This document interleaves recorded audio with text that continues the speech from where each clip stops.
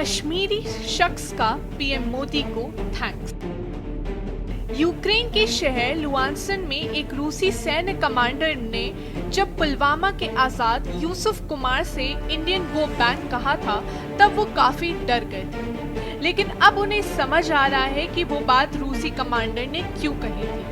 बहरहाल रूस यूक्रेन युद्ध के दौरान मॉस्को में फंसे आजाद यूसुफ कुमार अब परिवार के बीच पहुंचकर राहत महसूस कर रहे हैं। यूसुफ यूट्यूब चैनल बाबा व्लॉग्स पर वैकेंसी देकर रूस पहुंचे थे। बताया जा रहा है कि ये चैनल मुंबई के फैसल खान चलाते हैं। दक्षिण कश्मीर के अवंतीपोरा के आजाद यूसुफ कुमार को सुकून एहसास हो रहा है। वे आखिरकार घर लौट आए हैं। युद्धग्रस्त क्षेत्र में रहने और युद्ध प्रशिक्षण के दौरान गोली लगने से बचने के बाद वो लगभग 2 साल बाद अपने परिवार से मिलकर रोमांचित हैं। आजाद ने रूसी अधिकारी की सीमित अंग्रेजी को याद किया जब उसने उनकी रिहाई की घोषणा की। उन्होंने बताया उसने कुछ नाम पढ़े और फिर हमसे कहा भारतीय वापस जाओ। हमें इस पर यकीन नहीं हुआ। अधिकारी ने राष्ट्रपति व्लादिमीर पुतिन और प्रधानमंत्री नरेंद्र मोदी के बीच एक बैठक का उल्लेख किया, ये संकेत देते हुए कि किसी की वजह से उनकी रिहाई हो पाई है। यूट्यूब व्लॉग देखा था तो उसमें वो ऑफर कर रहा था सिक्योरिटी हेल्पर की जॉब रशिया में।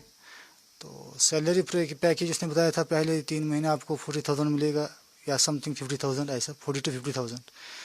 After 3 month you will get 1 lakh, ऐसा कुछ ने कहा था। लेकिन उससे पहले हमने उसका रिकॉर्ड चेक किया था मैम, जो बब व्लॉग था उससे पहले आप अगर देखेंगे भी, उससे पहले उसने जितनी भी रिक्रूट की है किसी पर वो मतलब ब्लेम नहीं आई है। लेकिन ये वाली रिक्रूटमेंट जो थी इस पर पूरा फ्लॉप हो गई मैम, पूरा फ्रॉड निकला मैम। तो यहाँ से मैं निकला मुंबई की तरफ जी मैम, 14 दिसंबर को मुंबई की तरफ हम निकले। तो वहाँ मेरा एक और साथी मिला जो गुजरात के थे, हमिल मंगू किया, तो हम दोनों साथ में मिले। रिहाई में प्रधानमंत्री की अहम भूमिका। आजाद ने प्रधानमंत्री मोदी के प्रति आभार व्यक्त करते हुए कहा कि रूस की उनकी यात्रा से उनकी सुरक्षित वापसी में मदद मिली। इस दौरान आजाद की पत्नी ने उनके बेटे को जन्म दिया था। वे अपने परिवार के पास वापस आकर और नई शुरुआत करके खुद को भाग्यशाली महसूस कर रहे हैं। 2 साल पहले आजाद को YouTube पर मुंबई के फैसल खान द्वारा संचालित बाबा व्लॉग्स का पता चला। चैनल ने रूस में सुरक्षा सहायक के रूप में 40,000 से 50,000 रुपए तक के वेतन पर नौकरी का वादा किया था।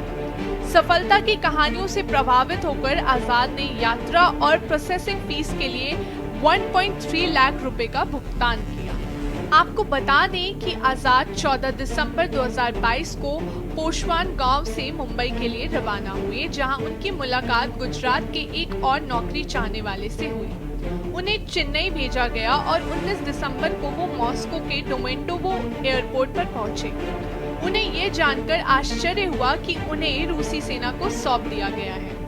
आजाद ने बताया, इससे मेरी रीढ़ की हड्डी में सिरहन पैदा हो गई। उन्होंने दबाव में रूसी भाषा में अनुबंध पर हस्ताक्षर किए और उन्हें युद्ध प्रशिक्षण के लिए रूसी यूक्रेन सीमा पर ले जाया गया। 6 अन्य भारतीयों के साथ उन्हें भाषाई दिक्कत की वजह से गंभीर कठिनाइयों का सामना करना पड़ा था। जो ही हम आर्मी के हवाले हो गए तो मतलब हमारा अगर हम टॉयलेट को जाते या खाने को कुछ भी करते, कोई भी एक्टिविटी कर रहे तो आर्मी वाले हमारे साथ रहते थे। मतलब भागना नामुमकिन था उस वक्त में। तो सीधोरों ने हमसे कॉन्ट्रैक्ट करवाया, कॉन्ट्रैक्ट जो कि पूरी रशियन लैंग्वेज में था। तो फिर भी हमने बहुत कोशिश की कि इसको हम ट्रांसलेट कर ले। जब हमने इसको ट्रांसलेट करने की कोशिश की तो बस यही थी, फैमिली डिटेल्स क्या है, अपना नाम क्या, फादर का नाम क्या है, जैसे कि बाप क्या कर रहा है, आपने क्या किया, पढ़ाई कितनी की है, क्या कर रहे हो, पहले क्या कर रहे थे, ये डिटेल सिंपल सी डिटेल्स थी मैम। तो ठीक है, हो गया। तो हम आ गए वापस, अभी रशिया में ही है। तो दूसरे दिन उन्होंने कहा कि आप पैकिंग करो, आपको निकलना है। यूसुफ और उनके साथी को जल्द ही फ्रंट लाइन की वॉर ट्रेनिंग के लिए रूस यूक्रेन सीमा पर ले जाया गया। तब 6 और भारतीय रंगरूटों के साथ यूसुफ को काफी कठिनाइयों का सामना करना पड़ा था। 6 घंटे, 12 घंटे, 8 घंटे, 10 घंटे, 14 घंटे, 16 घंटे कभी भी ड्यूटी लेते थे। ये काम करो, खाओ, बस यही ड्यूटी लेते थे। लेकिन जब हम मायास्के में थे तो मायास्के में हम जैसे हम हर रोज़ काम पर जाते थे तो उस दिन भी हम काम को निकले। जिस दिन हमको ये खबर मिली कि इंडियन उसको वापस जाना है, कमांडर आया तो उसने नाम पढ़े। उसने नाम पढ़े तो हमने कहा मैं हूँ, मेरे दो साथी यहाँ पर हैं, मौजूद हैं। उसने कहा इंडियंस गो बैक। ऐसा इतनी इंग्लिश उसको आती थी। तो हमने कहा ऐसे कैसे हो सकता है कि मतलब इतनी कोशिश करने के बावजूद कुछ नहीं हो पाया, तो अचानक कैसे। बाद में वो ऐसे कह रहे हैं कि प्रेसिडेंट मोदी, वो क्योंकि वहाँ पर तो प्रेसिडेंट फॉर्म गवर्नमेंट है रशिया में, वो कह रहे थे कि प्रेसिडेंट मोदी ने प्रेसिडेंट पुतिन के साथ वो जो मीटिंग की उसकी बदौलत शायद आप निकल पा रहे हो, तो आपका कॉन्ट्रैक्ट कैंसिल हो रहा है। एक कष्टदायक अनुभव। प्रशिक्षण के दौरान आजाद के पैर में गोली लगी और उन्हें 18 दिन अस्पताल में बिताने पड़े। अपनी चोट के बारे में उन्होंने कहा, मुझे बंदूक चलाना नहीं आता था। उन्होंने गुजरात के करीबी दोस्त सहित अन्य भारतीयों की मौत देखी। आजाद को याद है कि गोली लगने के बाद अस्पताल ले जाते समय एक डॉक्टर ने उन्हें भारत और रविंद्रनाथ टैगोर और इंदिरा गांधी जैसे ऐतिहासिक व्यक्तित्वों के बारे में बताकर जगाए रखा था। आजाद बताते हैं कि मैंने उनसे कहा कि मैं मरना नहीं चाहता। दरअसल प्रधानमंत्री मोदी ने जुलाई में पुतिन के साथ अनौपचारिक वार्ता के दौरान पुतिन के साथ गुमराह भारतीय नागरिकों की जल्द रिहाई पर चर्चा की थी। विदेश सचिव विनय क्वात्रा के बाद में सैन्य सेवा से सभी भारतीय नागरिकों की जल्द रिहाई के रूस के वादे की पुष्टि की। मैं अभी भी घर वालों से कह रहा हूँ, हालांकि जो इतने रिश्तेदार मुझे आ रहे हैं, पूरा इलाका मेरे घर में आ रहा है, वो सारे ख्वाब देख रहे हैं अभी भी। और मैं उनको कह रहा हूँ आपने ख्वाब नहीं, आपका ख्वाब देखना बिल्कुल हक है, सच है, लेकिन मैं अभी भी ख्वाब में हूँ। मुझे भी ख्वाब लग रहा है कि मैं भी घर पहुँचा हूँ। मुझे खुद मतलब ख्वाब लग रहा है कि मैं वहाँ पर बच गया और यहाँ वापस अपने मतलब घर में पहुँच सही सलामत वापस पहुँचना, ये तो बहुत बड़ी बात है। मैं अपने बच्चे से आप मिले पहली बार? बिल्कुल, पहले तो वहाँ पर मेरे वो जो एयरपोर्ट था वहाँ पर अंकल और मेरे डैड मेरे इंतज़ार कर रहे थे। वाइफ ने कहा था मैं आना चाहती हूँ। मैंने कहा नहीं, पहले आप बहुत ज़्यादा सह चुकी हो तो मैं आपको और तकलीफ देना नहीं चाहता, आप नहीं आइएगा। तो उसकी माँ से मिला, उसके बाद अपनी बीवी से और बच्चे से मिला मैं। प्राइम मिनिस्टर जो हमारे हैं नरेंद्र मोदी, वो जब रशिया आए थे उससे पहले मैंने आपको अपने भाई से कहा था कि आप होम मिनिस्ट्री ऑफ अफेयर्स जो एक्सटर्नल अफेयर्स है जयशंकर जी, आप उनके पास जाइए, आप मीटिंग कीजिए। तो कम से कम 15 या 16 बंदे गए थे मैम इंडिया से, पूरे इंडिया से।